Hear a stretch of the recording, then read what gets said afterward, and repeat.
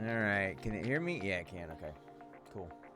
Can it hear me? That's the question. Yes. Yep. So, let me turn that music down a bit, at least in my head.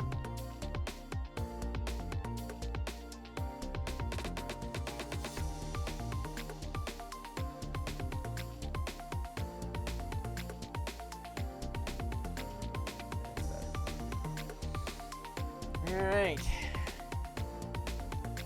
Let me check the sound on the stream.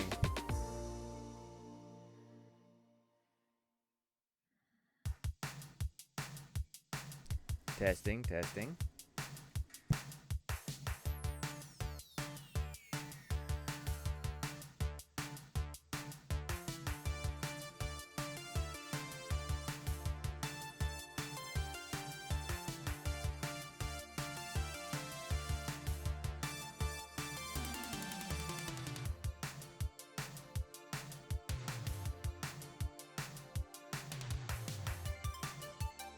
How are things there? How is the vibe there right now? Just the same as it always is. I'm Calm with it. Calm with tension. You can cut with a knife. okay. So things are calm, but I mean, I'm just do thinking you about mean for the podcast. I'm thinking for the podcast. Yeah. Okay. I mean, I know the other stuff. I mean, I just know that, but I'm talking about for this evening. Jareth has Obi back there in his office, and he's not going to let him out. He's promised. Okay. Cole is actually sitting out here, but he's chilling. He's Okay. he's got earbuds and everything. So Well, he should Cole be doesn't. good. You can tell Cole I don't worry about him because he doesn't bark, so that's cool. Yeah. Except maybe his character tomorrow. Yeah, I don't. maybe. But anyway. So okay. So is there anything else? Before Before in we what get started? context? What are you I asking just about? mean anything else before we get started. No, We need- no. Okay. All righty. You know what? I always forget to turn the timer back on. Not that we ever really stick to it, but we'll use it anyway, just for fun of it. So, all right. Well, then I will. And remember, at the end, mute your mic when we get done. So that helps. That helps the editing on my end. So, all right. So we all good? I think we're gonna have a. Yep. I have a feeling we're gonna have a pretty quiet stream tonight. So, I'm just gonna put a welcome message in there.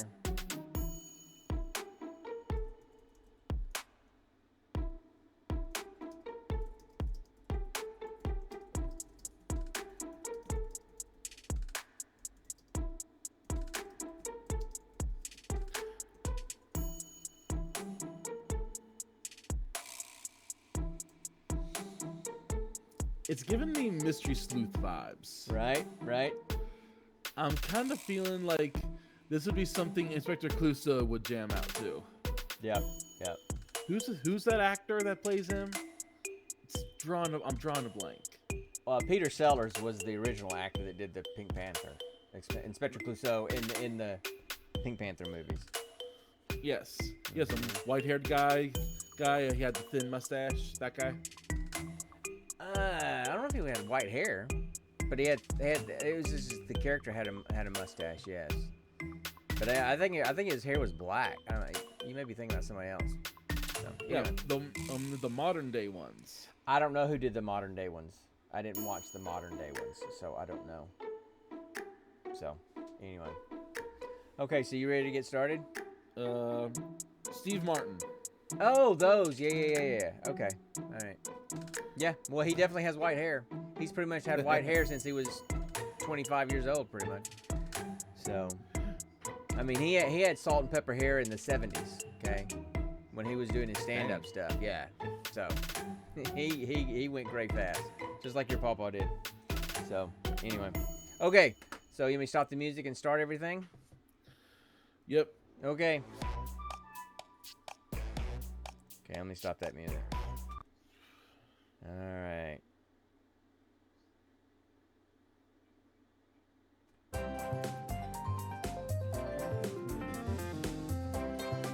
Get off your phone.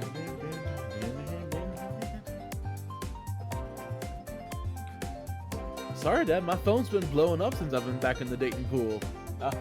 Oh, that's how it is, huh? You think I'm kidding? I can show you stuff. No, you swiping think? right a lot? No swiping actually on this.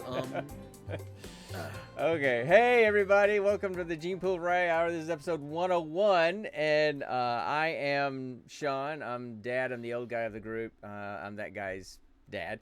And the guy on the other screen, or in your other ear if you're just listening, is... Hello, everyone. It's your boy Quillmeister here, freshly single and ready to mingle. We're just gonna leave it at that, man. Hey, look, you know what? If the podcast can get you somewhere, I'm not gonna say get you some action, but can get you somewhere, whatever, man. Whatever works, dude. You could say get me some strange only because there's nothing normal about me. Nothing normal. I do not want cookie cutter. I want the bent up piece of metal to make unique cookies out of. You know, I need That's what I'm talking about. I need to say something. As I'm sitting here looking at you, I know, as I'm sitting here looking at you on the screen. Now, for the people that are just listening to the podcast, you don't see this, but your beard, the way it's trimmed, you look like you have kind of a red-headed raccoon wrapped around your neck. Because it's like, there's like virtually nothing till you get to the edge of your chin, and then it's just like, poof, underneath. It's like you got an animal living underneath your chin. It is the weirdest. It's lumberjack vibes, I'm telling you. I think you need to let it grow up on your cheeks just a tad. Either that, or I feel like the stuff up here does not look good. Either that or trim that a little bit.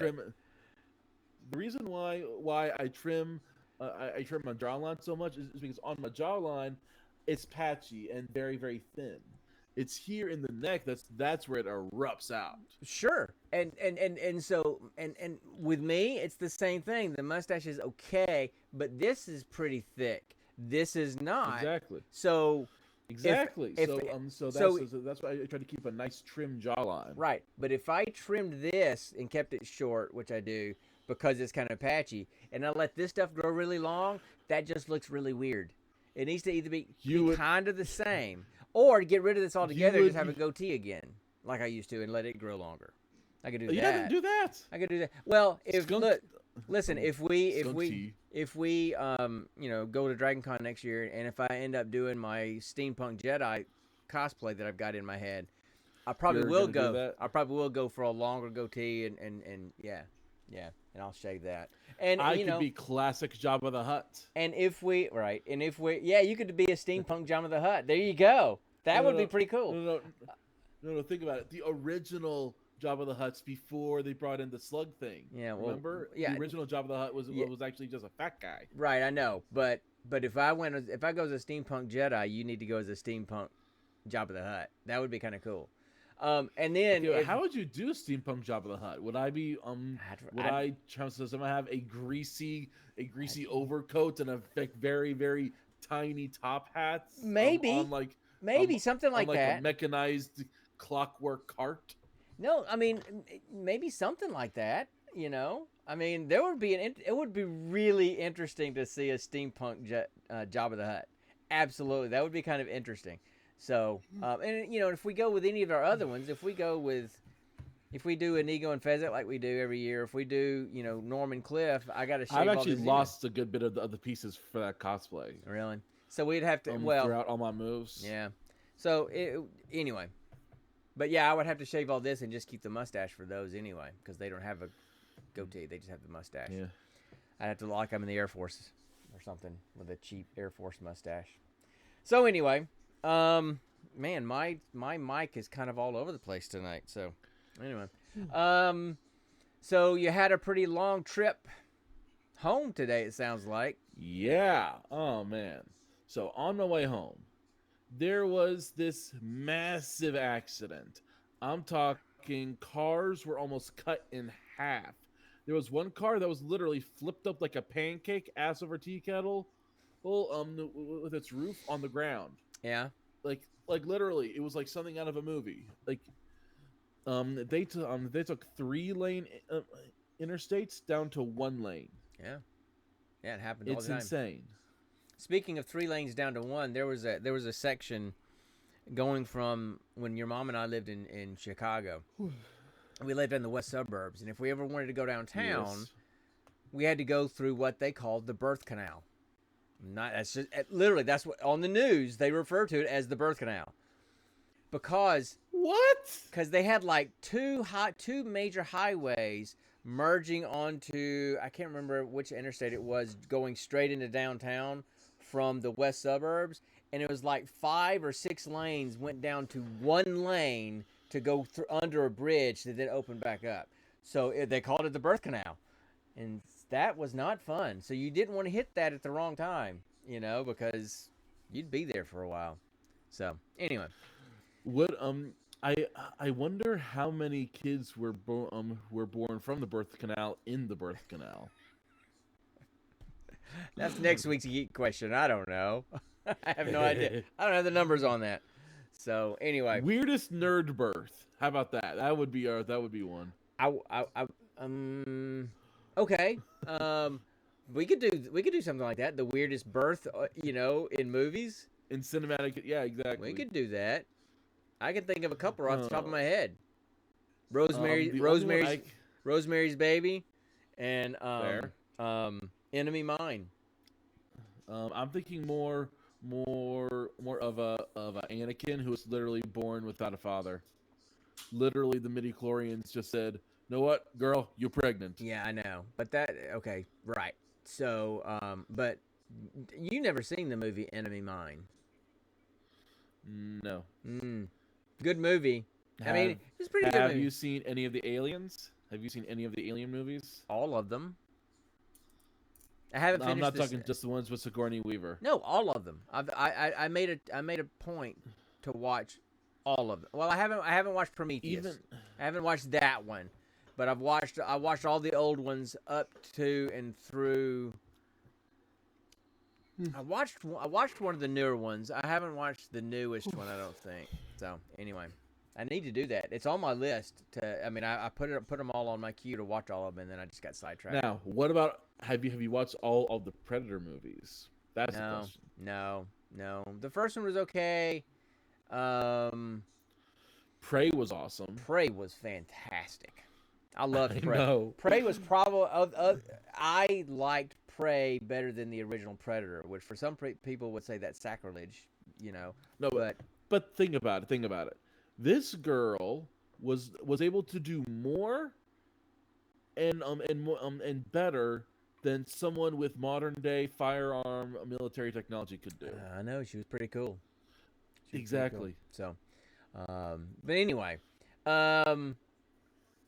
So that would be an interesting question. I'd have to do some research on weird births in movies. I'd have to as well. So okay. We would get all kinds of weird alien superheroes in that case. Think about it.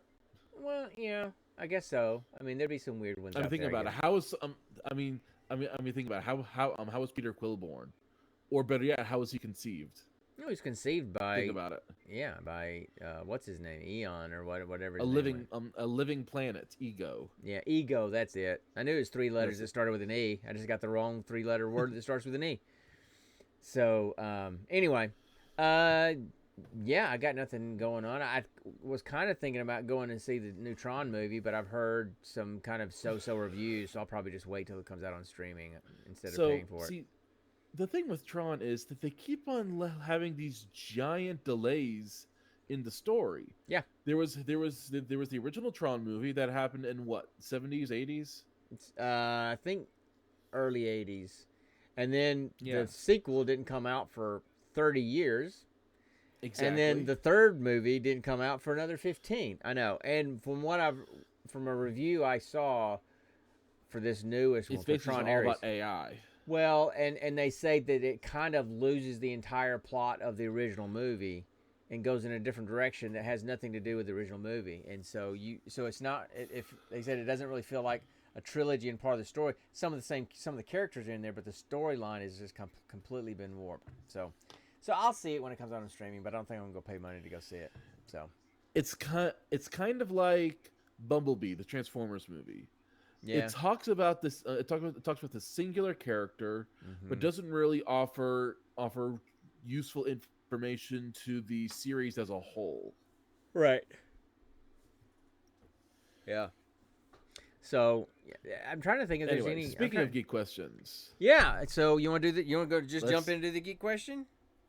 let's do it. All right. So it's time for what? How do we introduce this thing? It's time for the next installment of the geek. What do we say? It's time for the geek question. I don't know. Hey guys, it's time for the let's geek see question. what's been pondering my mind with Okay. today's All geek right, question. there you go. Whatever. It's up there. And a chicken while I we're want to at it. ask you a bunch of questions. And I want to have them answered immediately. Let Arnold chase those chickens like we've been chasing chickens. Okay, so ask your question. I need the protein. Ask your question. So, what cinematic battle do you think? No, what cinematic battle would you feel the sorriest for the janitors for? I Oh, think I know your answer. I guarantee you know my answer. So go ahead. I'm gonna take No, a stab at no, your no, no, no, no, answer. don't. I No. want to say. You talk about yours first. So, What's yours? there are several things that could have all kinds of implications. I feel sorry for the for the janitors who had to deal with the aftermath of that big food fight scene from Animal House. Okay, That's a classic one. that's a classic one. Kind of messy, right? Um, how about the janitors who had to somehow take care of all that giant pool party thing, the thing that Val Kilmer did in Real Genius? Yeah. No, that's a lot of cleanup. That's for sure. Now you wouldn't have to worry. Now let's you don't. see. You wouldn't have to worry about the ice skating in the dorms because it goes straight. No, because there's your camera's there. I figured out Talk how to to the turn. hand. I figured out how to turn it off quickly. So Watch it mess up again in the next 2 minutes. I swear. it's gonna because I mess up talk with again. my hands, and so it does that. It just makes me angry. So and now it's all jacked up. So Let's see. I would talk about a Marvel movie, but it's actually canon that they have an actual organization that takes care of the aftermaths of all of the big battle stuff. So that wouldn't really count. what do you mean? Tell me what you're talking about. I'm drawing a blank. There's in the Marvel universe, both the comics and the cinematic universe, there is this actual organization sanctioned by Shield that literally their only job is to clean up the aftermath of these big Avenger superhero battles. Oh, okay. They basically have tech helped manufactured by like Stark Industries, Pym Tech, Shield, and all that. That their function is to minimize, eradicate, and repair structural damage and stuff like that to help clear things out as quick as possible. So Yeah. you've got these construction workers that basically have shrinking shotguns that shrink rubble and rebar and stuff until they can Right. basically you have someone sweep it up with a dust broom. Right. Well, you know, if you kind of think about it, in a way. Here. Okay, go ahead. You got another one? others. I've got two others. All right, go. Go. One, another high school one. Carrie. Yeah, that was kind of messy. And then how about in The Shining? I was that, just about that to say the elevator shit. I scene? was just about to say the elevator scene in The Shining. That janitor's got to Yep. come in and go, son of a. What am I going to do with all this blood? I don't have enough buckets for this crap. I could have swore you would have mentioned something like a Kill Bill. Stop! I told you I want to talk about mine, and you knew that. I'm sorry. You did that on purpose. You did that on purpose. You s- absolutely when did that on mentioned purpose. You mentioned The Shining. I thought that You- was your one. I'm See, sorry. you are just like all the other talent out there that you always steal the production people's thunder when they do something good or they have a really good idea. You take credit for it. Dadgum you. I didn't Man. take credit for it. I said it was your idea. I was just taking a Anyway. guess. I was saying no. Hey, I was just thinking about that too. Pick up on the My clues, bad. dude. So My bad. man, I've I had a hate very- it when someone I've had a steals my very thunder. long week. I'm sorry. I hate it when go someone steals ahead. my thunder. Anyway, Go ahead. Still talk. I've still never seen Kill Bill. I know nothing past I what know, you told I me in know, the I past know. about it. So I'll get to that in a minute. Obviously, my answer is a scene from Kill Bill, but if you kind of think about it, in a way, the TVA has huge messes to clean up. When they have tons of branching timelines, they got to clean a bunch of crap up, and it's like so. In a way, it's kind of the same thing. That's probably the biggest multi-universal mess to clean up, right? That's the thing, though. They don't prune branches anymore. Right, I They know. take care of variants. They only take care of variants now, and like and things that actually harm the multiverse. Right. So anyway, but yeah, so mine clearly is the scene from Kill Bill Volume 1 where the bride takes on the Crazy 88s. Crazy And 88s. it's just a bloody Bellagio. The Crazy 88s are basically all the henchmen for Lucy Liu's character, Oshi Ren. I think that's how it's pronounced. And they're called the Crazy 88s because they're crazy, and there's 88 of them. And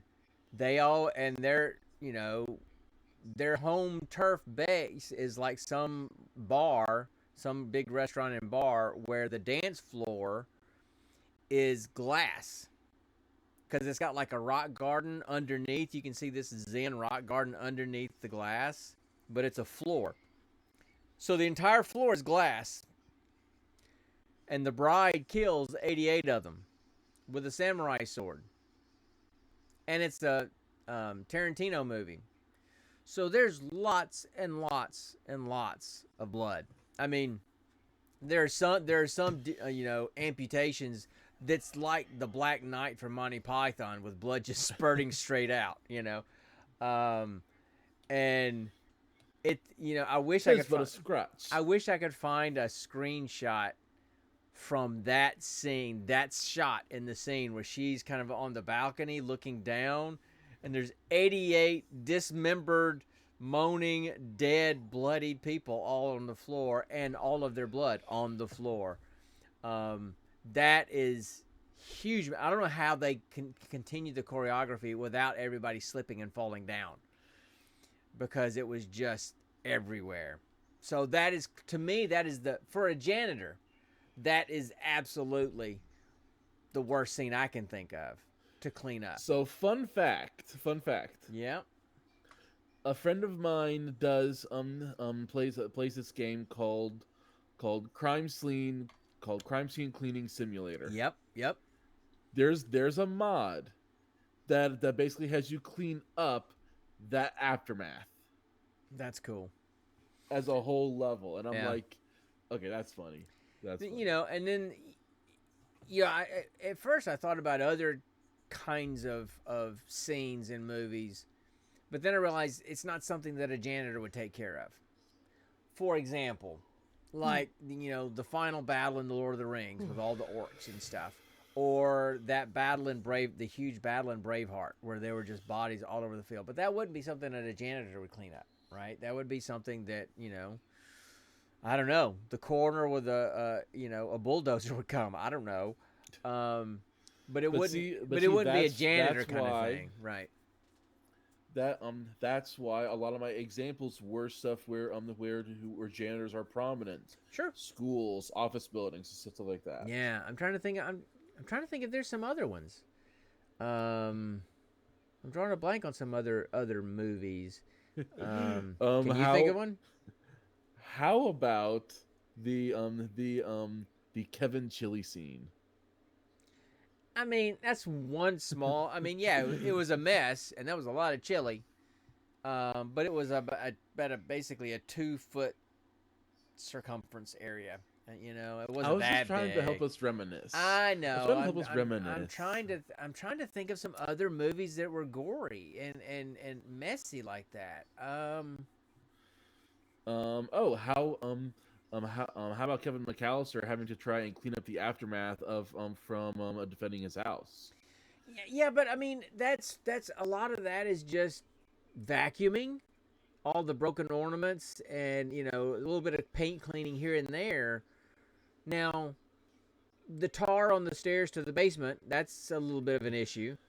And all the feathers, but Yeah. I was trying to think. I think a scene from the movie Seven would be pretty gross. Oh, with Brad Pitt. What's in Yeah. the box? Yeah, that. There's a scene in there with one of the deaths is gluttony, and he forces a guy to eat himself to death. And so there's this dead body that is about 600 pounds sitting at a table, and there's food everywhere, and he's bloated and all that kind of stuff. So but I mean, it's not really a huge scene to clean up. It's really just him that was pretty gross. Oh, what about that scene in Blade where Blade is like cooking that really, really giant fat vampire, and he ends up cooking him so much he explodes? Well, to be honest, to admit to my fault and my failures in life, I haven't You've seen never the seen movie. Blade, I have you? haven't seen Blade. Nope. I'm not a huge None of the Blades. Nope, I'm not a huge Wesley Snipes fan. So And yet you love Demolition Man. I do because it's more the ensemble and it's the storyline and just the craziness of that Fair. movie.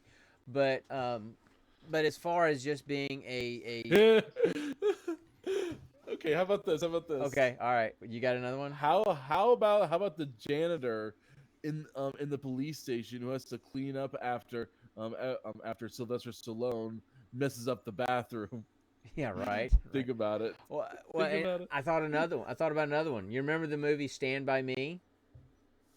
I remember it. Okay. I don't remember much about it except kids walking on train tracks to go see a dead body. Right. Well, Chris. I think it was not Chris. Will Wheaton's character. Will Wheaton's character. Will Wheaton's character. Yes. Chris was River Phoenix's character. I can't remember Will Wheaton's character's name, but he was creative. Is that the dad of Joaquin Phoenix? Huh? You River. Said, you said River Phoenix's character. Yeah. Right. So is River Phoenix the father of Joaquin Phoenix? No, they were brothers. River was his older Really? brother. Yeah, River was his older brother. Huh. Yeah. Okay, So anyway, no, there's a scene where Will Wheaton's character, who likes to tell stories, and of course he grows up to be Richard Dreyfuss. He's the adult version of him, and he's an author. But while they're camping one night, he tells this story. He makes up this story about a county fair and a pie eating contest. And there was a guy, and I forgot the guy's name, the character's name. He was a younger guy, but he was really large. I mean, he was a large man. And everybody called him Lardass. Ooh. And he hated it. And people were so mean to him. So he decided, okay, I'm going to get everybody back. So he signed up for the pie eating contest, the cherry pie eating contest, and there was the local DJ and the mayor and some woman. There was like 5 or 6 other people up on the dais, at the table with their pies, and then Lardass, and so what people didn't know was he drank like 3 bottles of castor oil right before the competition started. And so as the competition starts, he goes ham on these cherry pies. And he just looks like a pig, and it's just all over his face. And he's eating pies like 2 to everybody else's 1. He's just so far ahead of everybody else. and then all of a sudden you're, and everybody's looking at him, and all of a sudden he turns sideways and just projectile vomits, and clearly they had like a pump on the side of his head that you couldn't see, and I mean it was spewing like 10 feet across the stage into everybody else's face, and so then everybody else on the stage in the competition started projectile vomiting, and then the crowd got sick, and then the entire crowd is projectile. Everybody is called. It was called a what do you call a pukerama or a vomitor. It was some kind of barfarama. That's what it was. He said it was a barfarama, and there's just folks puking everywhere. So that I can imagine would be really sucky to have to, because look, cleaning up blood is nasty because you got the dead bodies and stuff. That's bad enough, but blood kind of has like an iron smell to it. This is about 50 or 60 people's puke, Which is cleaning vile. up. Which is and it's outside in the sun. That I have a feeling the janitor would have been doing a lot of barfaramaing too. If it's outside at that point, just leave it outside. Let it naturally biodegrade and get the rain to do the job. Yeah, I know, Cordon but it I know, and which technically they could do, but or they would just hose it off. But I'm just saying Yeah. that would be kind of funny. Yeah. it will. I'm trying to think if there's any other ones. I mean, I'm sure there's some other great ones out there that if we had some folks in here hanging out with us, that we have some people that could chime in. But anyway, Fair. but yeah, I think those are some pretty good answers. I still think the Crazy 88. You need to if Kill Bill is on one of the streaming services, you need to watch it. It is really and you good. need to watch Blade. Fair enough. But It's 3 for 3, right? yeah, it's what do you mean 3 for 3? Aren't there three Kill Bill movies? No, just two. Oh. It was going to be one really long movie with an intermission in the middle, but it was so long they divided it into two movies. But it is really good, and I mean a lot of the fight choreography is good, and so yeah. So and watching Lucy Liu, get scalped with a samurai sword is pretty interesting looking. So anyway, I bet. yeah, it's one of my. And I'm not actually. I tend to like a lot of Tarantino's movies. I didn't really like Pulp Fiction, but I've liked most of the other ones that he's done. And Kill Bill's one of my favorites. I think Inglourious Basterds is probably my favorite Tarantino. Remind me, Tarantino is an actor or a director? Director. Okay. He did Reservoir He Dogs. did, He did Kill Bill. That's a good one. He did. You said he did Inglourious Basterds, right? Yes, yes. Who's the main guy in that? Is that Brad Pitt still? Brad Pitt's the main guy on the American side, and then the main Nazi guy is Christoph Waltz. Hans Landa is the most polite, sinister character I've ever seen. Definitely. He is completely polite, but underneath his nice, smooth speaking and his polite demeanor is just the seething, sinister nature underneath. And he plays it so well. I saw an interview with Tarantino, and he talked and listen. I think Inglourious Basterds was Christoph Waltz's first movie that he ever did. And he'd been in TV in Europe and in Germany and stuff, but I think that was the first major movie that he ever did, and he won an Academy Award for it. But I saw an interview with Tarantino, and he said, when we were getting ready and we were casting for Inglourious Basterds, we had pretty much everybody, but we didn't have anybody for Hans. And he said, and we auditioned so many people, and nobody was getting the character right. Nobody. And he said, it was to the point to where he said, I literally started thinking, have I finally written a character that nobody can play? Have I finally done that where I've written a character that nobody can play and we're just going to have to just scrap this movie? He said, and then Christoph walked in. And he says, within 5 minutes, we knew. We had our Hans Landa. And he just nailed it. Love that character. Evil, quick question. but love that character. Yeah. are some of these people's these actors, are some of these names real names or some of them like stage names? I'm sure some are stage There's names. this because like Chris Christopherson, that does not sound like a real name. Yeah, I mean, there's a lot of people that change their names. Um, like Jack, for example, Jack Black, he changed his name. yeah, I mean, there's a lot of people that change their name, and I can't remember, but I don't know. I don't I remember think who Will and who. Smith changed his name. I have no idea. I don't know, but anyway, so yeah, so anyway, so I think that was pretty good answers to that question. Yeah. So, you want to talk about the movie? Yes. All right, let's talk about the movie. So now it's time for the next segment of. Roll for credits. Well, that sounded very businesslike and very bored. You kind of sounded. You kind of sounded like Peter Dinklage reading D2 dialogue. Anyway, okay, listen. So the movie we watched this week, if you're you can see it on the screen if you go back and watch this on YouTube or anything, is the 1990, Yes, please do. 1999 We are kind desperate for attention. of action thriller movie, Payback, starring a lot of people. I mean, there was a huge cast in this movie. I mean, it I started. still can't believe they had the name of the movie as Payback, and they didn't once use that song, The Big Payback. I know. I mean, just But it was a missed opportunity. and here's why I think they didn't, because of the style of the movie they were going for. You know, that film noir type style. You know, with the narration from the main character and very dark, funny angles and this kind of thing. That song wouldn't have really fit with the style of the movie, because if you noticed in the movie, there's lots of saxophone playing, and every now and then there's like electric guitar riffs. It's very, very that noir kind of thing. So Hey, Dad. yeah, I want you to take a moment. Okay.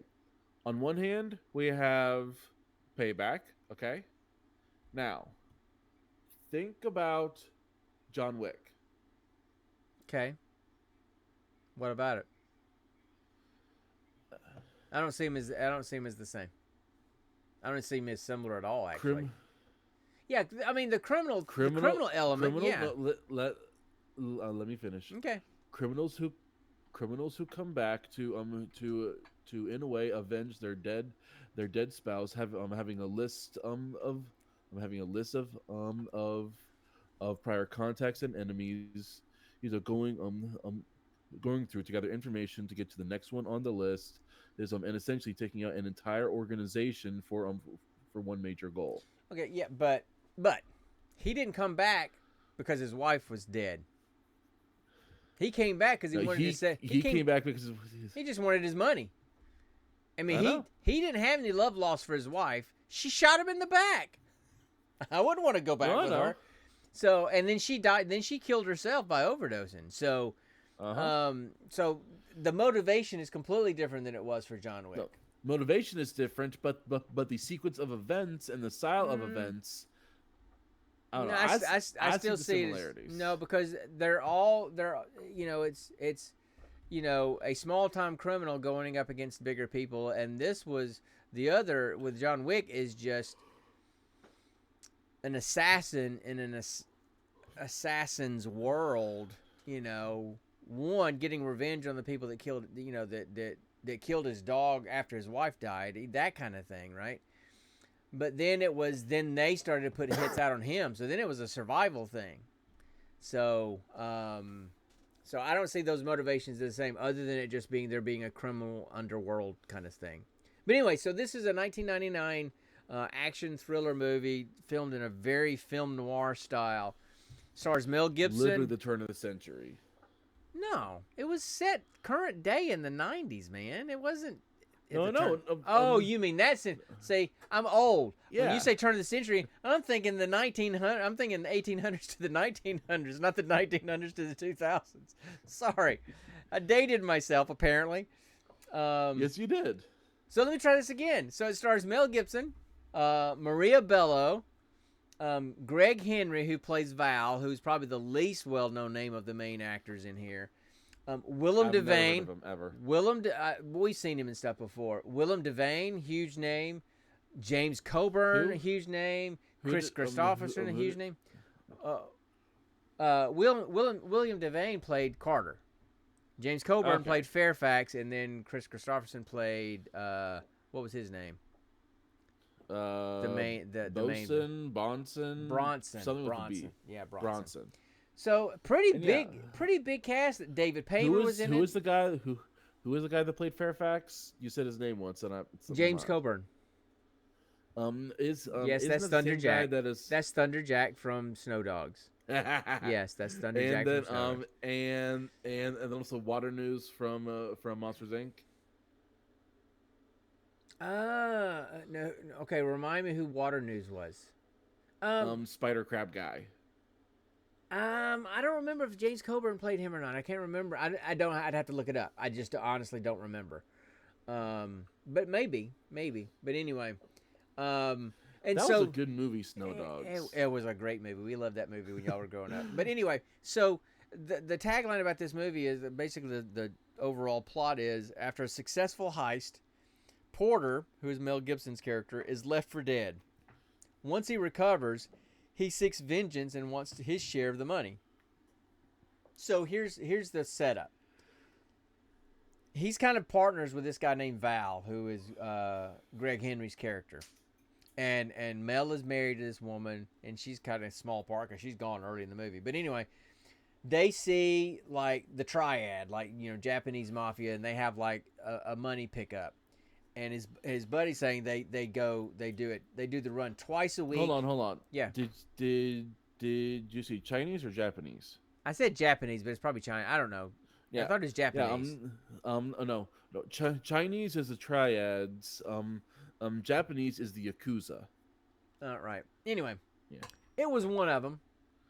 It was Asian mafia. It was Americans of Asian descent mafia. I don't know who they were, but anyway, he said, hey, they have a money run twice a week, and there's always like $350,000 to $500,000 in each run. So they scope them out, and then they do a heist on the run and get the cash. Yep. And then they go back with his wife. So it's the three of them in some parking garage somewhere, and his wife is counting up the money.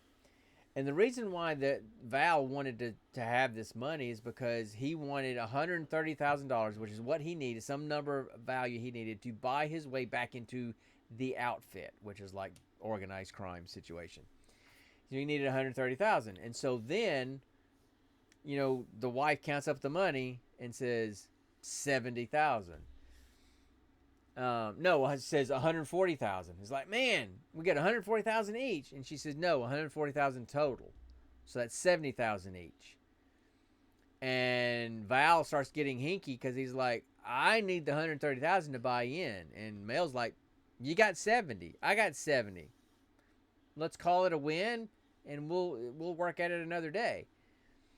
And Mel says, okay, baby, take the money to the car, and she walks off to the car. And then Val says, hey, listen, I got something for you. It's always $140,000. It's always only $140,000. And then all of a sudden, Mel gets shot in the back twice by his wife. So it was all a scam that he had. Oh God, I hate it when we get What? in this on the stream in the chat. We got some bot saying, hey, get cheap streams by going here. I hate that when they do that. I need somebody in here to mod. But anyway, so his wife turns on him because he had an affair with, or he had slept with a woman, and she got in there's a picture of it. So she was the jilted lover. She shot him in the back. They took the money. Well, he apparently crawled his way to a doctor, one of these underworld doctors that took the bullets out, and he eventually recovered. So then that's kind of the setup at the beginning of the movie. For the rest of the movie is him kind of going through to get back at Val, to get back at his wife, to get his $70,000. and to go from there. So that it's that whole thing. And of course, as he tries to do that, the fish keep getting bigger and bigger in the chain. You know, it starts out it's Val, and then he's got to go after the guy that Val talks to, which is David Paymer's character, Stegman. And then he finds out that there's this guy named Carter, and he has to go up after Carter. And then he finds out that Carter is under somebody named Fairfax, and then that Fairfax is under the main guy, Bronson. So it just keeps going up the chain, and it keeps getting ramped up the whole time. And so that's kind of the setup of a movie, and it's your typical action movie. But like I said, like the film noir, I mean, it was just there's sax music playing in the background, and almost said Mel Brooks. Mel Gibson's character Porter is kind of narrating scene to scene the whole way, just like you would see in those old 1950s film noir movies and stuff. So that's kind of the setup, basic plot. Let's talk about what you thought about the movie.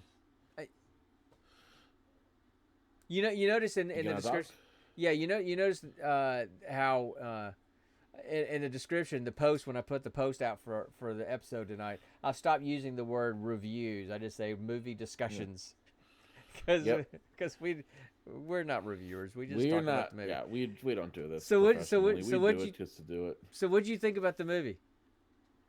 So this movie, I loved it. I thought it was a great story to be told. I saw similarities to a lot of other movies. Then I realized they might have got inspiration from this kind of story and from this kind of storytelling.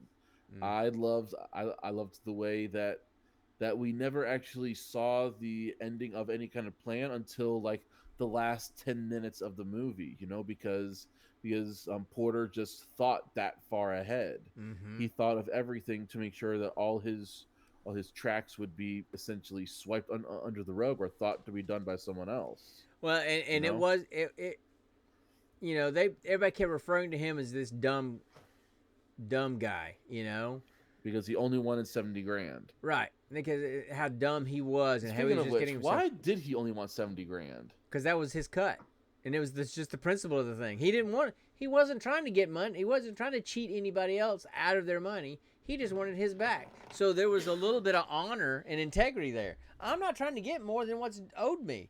I just want my $2. So then I'm actually curious. Sure. How much time passed from him being shot 3 times in the back to then him going through on this whole revenge kick? I don't know. I mean, how much time do you think passed? It had to be a while. It had to be at least a month or two, because when you saw him in the shower, you saw the wounds, the bullet shot wounds in his back, No. but they were fully healed. Were they wounds or scar? Yeah. Well, scars. I mean, so they were fully wounds like that. So see, in my opinion, scars don't form like that only after a month, because a bullet wound is a very serious injury. It's very astute. So I would think that it would have been at least 6 months, upwards of a year. It might have been quite a while. I completely agree with you. But it was definitely a while. So he sat on this for a long time. Because if you think about it, Val also he had spent enough time with the outfit to make a nice little home for himself in that hotel. Right. You know? Right. Well, and you can't set up something like that in just a month. No. Mm-mm. So it was pretty predictable in a way, in that you knew he was going to get his way, this kind of thing. There were, there was crooked cops in there, and they were after him and making him try to steal money from the outfit for them, and he was able to frame them to get them out of the picture. The Yakuza were after him and tried to get him a couple of times. He ended up getting rid of them. The triads. Well, whoever it was. They're speaking Cantonese. Okay, whatever, Connor. I don't speak it, so I don't know that it's Cantonese when it's being spoken. You know if you have the subtitles on. Anyway, I try not to watch movies with subtitles because I like watching the movie, not having to read the subtitles. Yeah, it's what I prefer. With my autism, I have like an audio disconnect, so being able to read what they're saying helps me. No, I completely get that. And look, and as I get older, I'm watching movies more and more often with subtitles, not because I'm not processing what they're saying, because I can't hear them well. So I need some words to help me when I what? Didn't hear you. So so I mean, look, it was good. It at the beginning, I'm like, I don't know if I'm going to enjoy this. I ended up enjoying the story. Um, all those actors are great actors, and I've liked They are. them in a lot of things. I've seen Maria Bello in things that I love her in, and and all the actors I've seen them in things that I absolutely loved them in.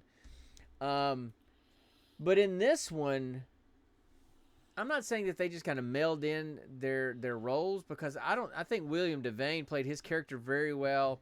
I thought James Coburn played his character very We well. Even though barely saw Carter though. well, we saw Carter. Look, we barely saw the three big guys. We barely saw them at all. We saw them for like one or two scenes Yeah, each. but- I Yeah, know. but with Fairfax, I got a bigger character feel for Fairfax than I did Carter. I And- mean, and yes. Fairfax was in everything even less than the other two guys. No, I think right. Now he was basically, and that's why if you look at the credits for the movie, James Coburn is not even in the credits of the movie. He's playing a non-credited role. He was so small, and I don't know why that was. I don't know why sometimes actors are in movies as uncredited. I don't understand that. But yes, I thought he did a good job with his It character. But could be as a favor, could be as I don't just know. as just some. I mean, like for example, after Rob Schneider was was kind of blacklisted in Hollywood, Adam Sandler still gave him roles in his movies, even if they were uncredited, just because they were such good friends. Sure. And And what happened to Rob Schneider was pretty crappy, because look, Yeah. just because you don't agree with somebody's politics doesn't give you a right to cancel their livelihood. Sorry, I just don't Exactly. agree with that. Just because you disagree with somebody doesn't give you the right to shoot them from a top of a building. Sorry, that stuff's Wait, not supposed to happen. Did something like that happen recently, or Have you? Oh. I'm not going to get into it because this is our geek safe space. But yes, there was a very, very, very popular, well-known conservative speaker who would go to college campuses and have debates with anyone about anything, and it were just discussions. But there are certain populations in the country that have put all kinds of hateful labels on him, and somebody shot him in the neck during one of his talks. He was in the middle of a sentence, shot him in the neck, killed him almost instantly. Yep, because they didn't agree with what he had to say. And I don't care what side of the aisle you're on, that's wrong. But we're getting too close to non-geek safe space stuff, so I'm moving on from that. So so anyway, but look, I still think William Devane as Carter, even though he's in a couple of scenes, they were very subdued. It was very subdued character development, but I thought he did a really good job with his. Chris Christopherson, I mean, it was okay, but I mean, he just had to play the big heavy, and he was only in it for a couple of scenes. But I thought William Devane and James Coburn did a pretty good job. And at first I'm like, man, Mel is kind of sucking at this acting thing in this movie. But then I started to realize it was kind of the direction of the character. So I don't really fault the actors in this movie. I fault more the script. Even though the script is kind of okay. in the character choice. Well, the script and the direction for the characters.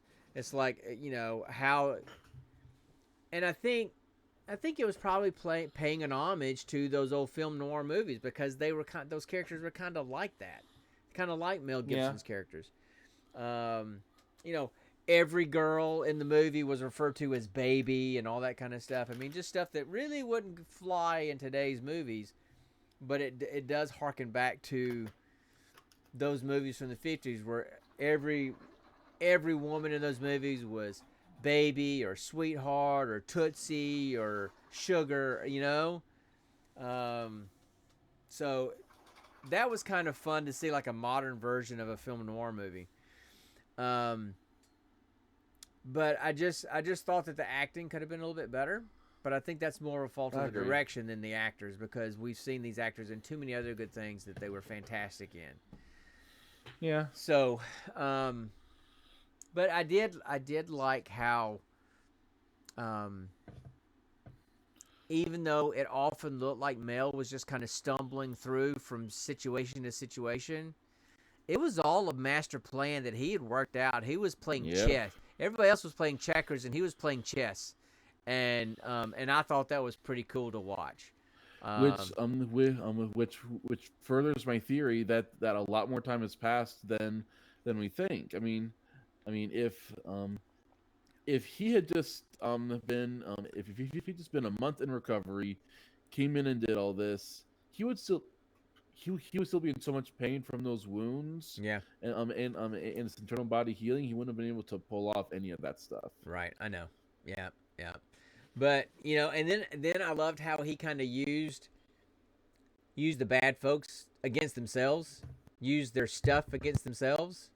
That was kind of cool. I mean, all these people were trying to come get him, and then he kind of used their own situations and their own plans against them. And so I thought that was really cool. I liked the relationship between Mel and Maria Bello's characters. But I mean, I agree. Look, I mean, if you think about it, I love the doggy. he's right. But again, I keep going back to that film noir stuff, because it's like, okay, typical kind of characters you get in these film noir movies is like, an old tired cop, or a down on his luck criminal, or the prostitute with the heart of gold, and those are the kind of the characters that we had, and the bad cops, and so it as I started trying to look at it as an homage to those 1950s film noir movies, I started appreciating it more instead of trying to look at it as like a 90s action movie. That allowed me to appreciate this movie much more. And if you go into it looking at it that way, as like an homage to those movies, then you'll look over some of the acting stuff and some of the direction choices that were made, because it was probably done very purposely for that reason. So Yeah, I can feel that. yeah. So what I can't think of anything else to say. any favorite scenes? The scene where Mel wakes up Val from his bed with his mistress and everything. Yeah. Talk about and Oshi Ren. That's Lucy Liu. Yep. Yeah. Mm-hmm. And the entire time Val is terrified for his life. This woman is actually turned on, Right. and is actively trying to do stuff with him, and Val's character is just like, come on, leave me alone. Right. Right. Mel is That was probably the almost most fun scene. Mel is literally almost about to pistol whip this guy.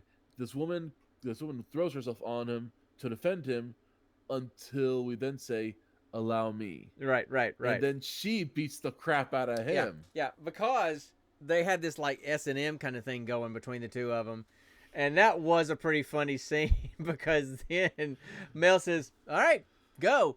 And she beats the living crap out of Val. I mean, she's like kicking him in the nuts, and she's like uppercuts and hooks, and she, scissor kicks. And He gets one good punch in, and then just instantly gets laid out. His butt gets laid out. Well, right she just, after that. I mean, he slaps her pretty hard, and then she loves it and licks the blood off her lip, and just beats the living mess out of him, and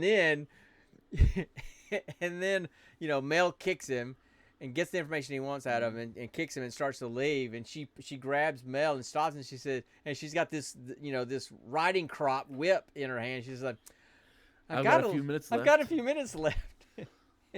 And he says, and I forgot what it was he said to her.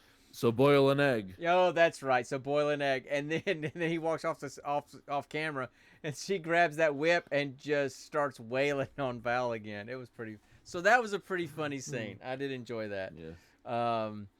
But I'm trying to think if there's.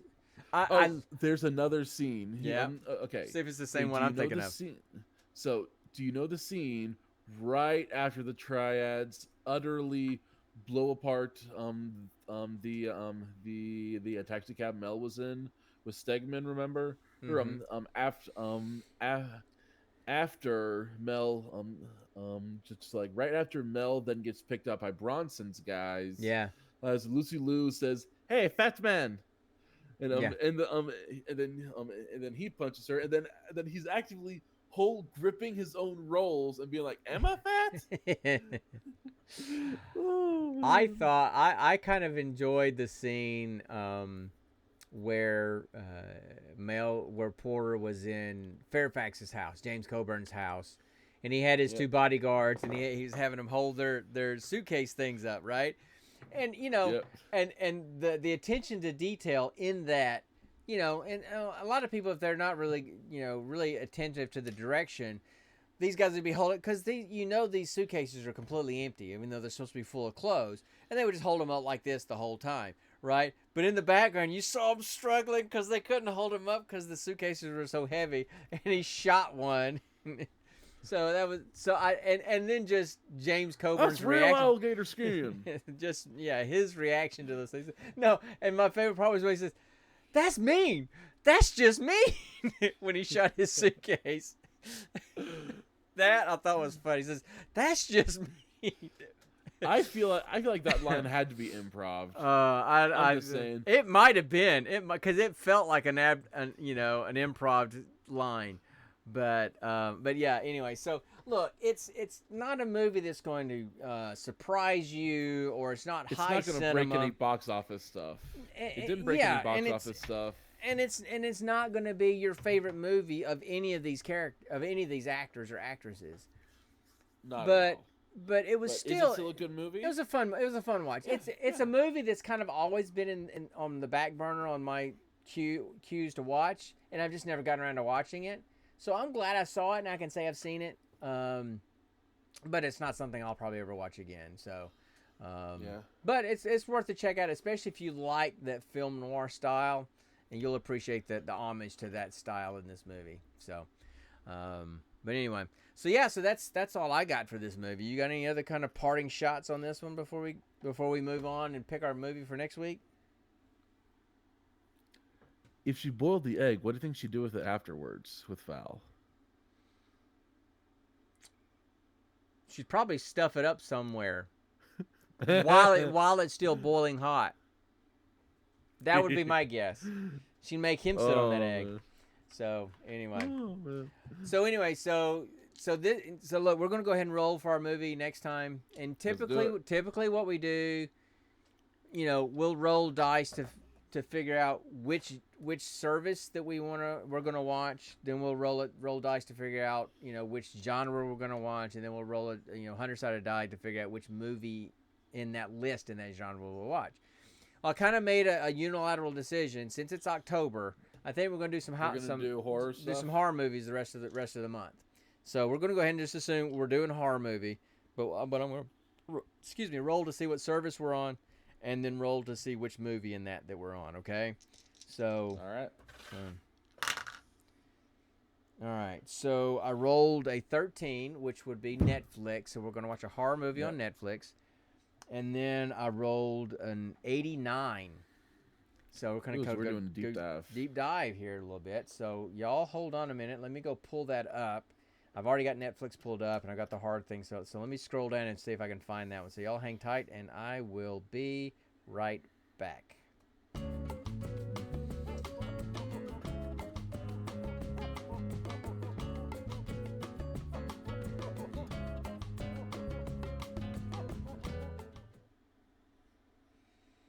Okay. So the movie we're going to see is a movie called His House. It looks like a fairly recent movie. I don't have the year of it, but the description of the movie is a refugee couple makes a harrowing escape from war-torn South Sudan. But then they struggle to adjust to their new life in an England town that has an evil lurking just beneath the surface. And it's listed as a like psychological thriller horror. It's clearly set in England, and it won a BAFTA award for new director or something like that. The actress, BAFTA? yeah, which is like England's version of the Oscars. Okay, the lead actress got nominated for lead actress for this movie. So I mean, it's gotten some awards and stuff. It's got some recognition, so it sounds like it's pretty good. And you'll recognize the actress. Her name is Wunmi Mosaku. You won't recognize the name, but you watched Loki, right? You watched Loki, right? Do you remember that? It's the woman who plays that main black girl. Yep, the African American. The woman who becomes the director. Yep, that's her. So she's the lead actress in this movie. Are we talking the skinny girl from the first? No, season the large. Who's the director? No, the larger woman. Yeah, okay. yeah. So she is she's the lead actress in this movie, and she got nominated. She got nominated for a BAFTA award for this movie. So sounds like it might be pretty good, but it's in the horror section, so I'm not going to be too jazzed about watching it, but I'm going to. And maybe I don't know, man. I'd like to see some horror movies from other countries, but so this one's from England, but I'd love to see another one from like South Korea and from India and those kind of things. It would be kind of cool if we could land on some of those. But anyway, so that's what we're gonna do next week. We're gonna see this movie called His House. Connor's gonna come up with some of the kind of geek question, and then we're gonna just talk about nerd stuff and chase chickens. So our intent is to be back next week. I thought we already chose the geek question. For next week? Oh, what was it again? Oh, the birth thing. The birth. Yeah, just remind me of that, and I'll start trying to think of it. So I mean, like, so I think another one that kind of pops into my head is something that is literally canon. Howard the Duck and Darcy from the Thor movies, they had a kid. That was quite literally so powerful, even Thanos wanted it. Okay, that's weird. That's kind of freaky. The kid was literally born from an egg after shooting out cosmic energy, laying to waste all these factions going up against it, singing that song. Oh my gosh. As I found for loving you, baby. You know that song? Do you know what I'm talking about? Yep. I can't think of the name of it. That song is playing and everything. Wow. It's hilarious. It's wild. It's on the Marvel show What If.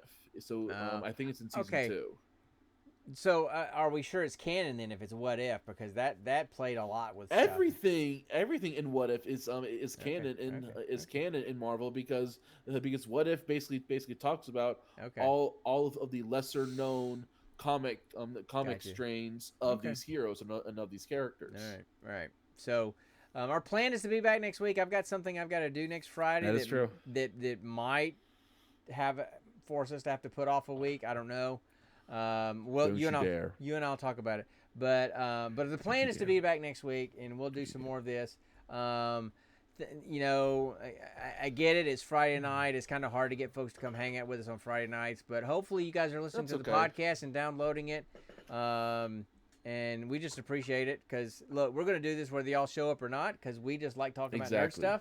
But we do this for us. But you guys are just a bonus. But if we can get folks to listen and kind of engage with us, we would love to open up our Discord to have folks join us on our Discord to have just conversations during the week about stuff. That would be great. Exactly. But we kind of have to get folks to show up before we have folks to join a Discord. Yep. So anyway, I agree. So maybe one day, and that's just to have conversations throughout the week, not just on Friday nights. So anyway, so that's it for us tonight, guys. Y'all have a good week and a good weekend. Connor and I are about to go play some Borderlands 4. And we'll see y'all next week. And always remember, stay nerdy, my friends.